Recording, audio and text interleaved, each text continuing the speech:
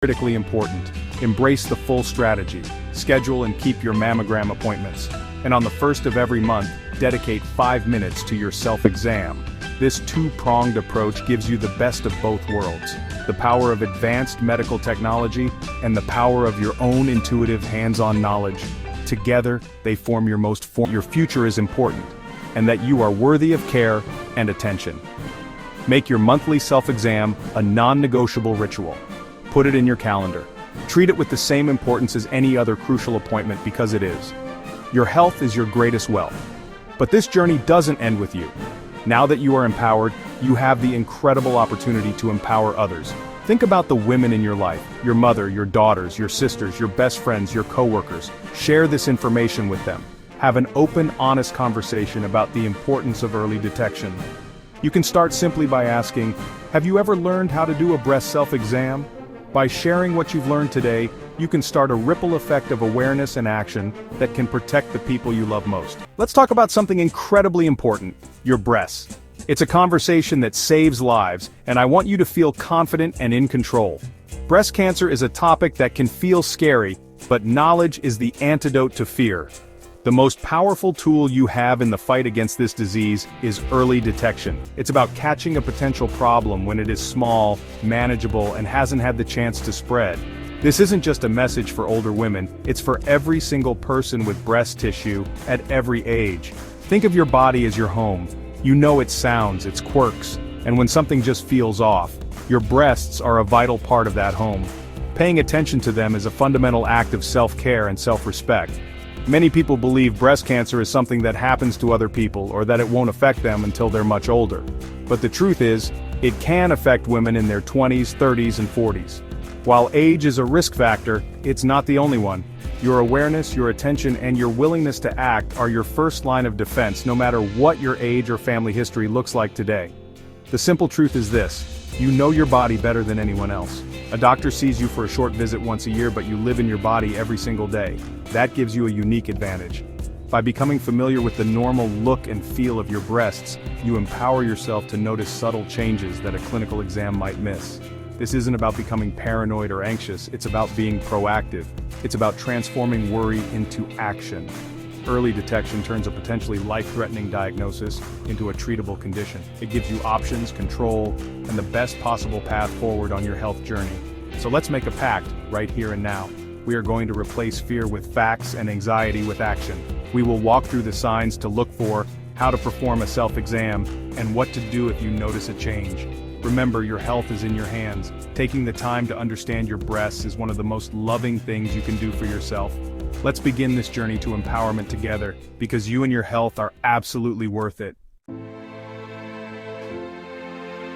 When we hear the statistic that about 1 in 8 women will develop breast cancer in her lifetime, it can feel distant and impersonal.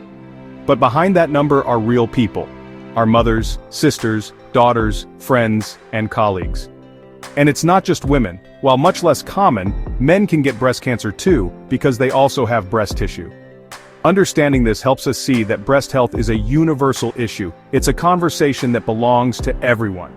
Your personal story and your health journey are unique, and being aware of the broader picture helps you take your individual risks seriously, no matter how low or high you perceive it to be.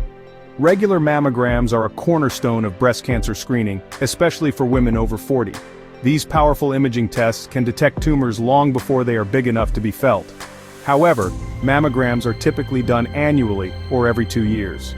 What happens in the months between those appointments? A lot can change. That is where breast self-awareness comes in. It's the crucial practice that fills the gap between professional screenings. By knowing you're normal, you become the expert on your own body, ready to spot a change as soon as it appears, giving you the best chance to address it immediately. It's also important to bust the myth that you're only at risk if you have a family history of breast cancer. The surprising fact is that about 85% of women who are diagnosed with breast cancer have no known family history of the disease. This means that factors beyond genetics, such as lifestyle and environmental influences, play a significant role. Things like diet, exercise, alcohol consumption, and maintaining a healthy weight all contribute to your overall risk. This isn't meant to scare you, but to empower you. It shows that the choices you make every day can have a real impact on your long-term health and well-being. So, let's recalibrate our thinking. Breast health isn't just about genetics or mammograms. It's a holistic 365-day-a-year commitment to yourself. It's about understanding that every person with breasts has some level of risk, and therefore everyone benefits from being proactive. By combining professional medical advice with your own diligent self-awareness, you create the most robust defense system possible. You are the CEO of your health, and being informed about your risk factors and screening options is the first step toward powerful, life-affirming leadership. Your body is counting on you to be its advocate. Your breasts communicate with you through changes, and it's our job to learn their language. The most well-known sign of breast cancer is a new lump or mass. It might feel hard, like a small, however, lumps can also be soft, round, and tender. Lump deserves your attention. Another common sign is thickening or swelling in any part of the breast. This might feel different from the surrounding tissue, almost like a patch of skin that is denser or fuller for no apparent reason, even if you can't feel a distinct lump. It's crucial to observe the color and texture of your skin across your entire breast and underarm area during your self-checks, noting anything that looks different from your normal. This is especially concerning if it is clear, bloody, or happens without the nipple being squeezed and only comes from one breast. Any pain in the nipple area should also be noted. While breast pain is often related to hormonal cycles, persistent pain in one specific spot that is not related to your period warrants a conversation with your doctor. Finally, there are some less common but equally important signs to be aware of. One is swollen lymph nodes, particularly those under the arm or around the collarbone. These small, bean-shaped glands are part of your immune system, and swelling can indicate that your body is fighting an infection, or it could be a sign of breast cancer that has started to spread. Persistent, localized pain in one part of the breast that doesn't go away is another symptom to take seriously. Breasts might be days after your period ends, when your breasts are least likely to be swollen or tender. If you don't have a period, just pick a memorable date, like the first day of the month, and stick to it. Take charge of your health. Let's walk through the steps together, making it an easy and empowering habit. If you're examining your left breast, use your right hand, and vice versa. Use a firm, smooth touch in a circular motion, about the size of a quarter. Or, you can use a vertical pattern, moving your fingers up and down the breast like you're mowing a lawn. Make sure you cover the entire breast, from your collarbone down to the bottom of your rib cage, and from your armpit over to your cleavage. Don't forget to vary your pressure.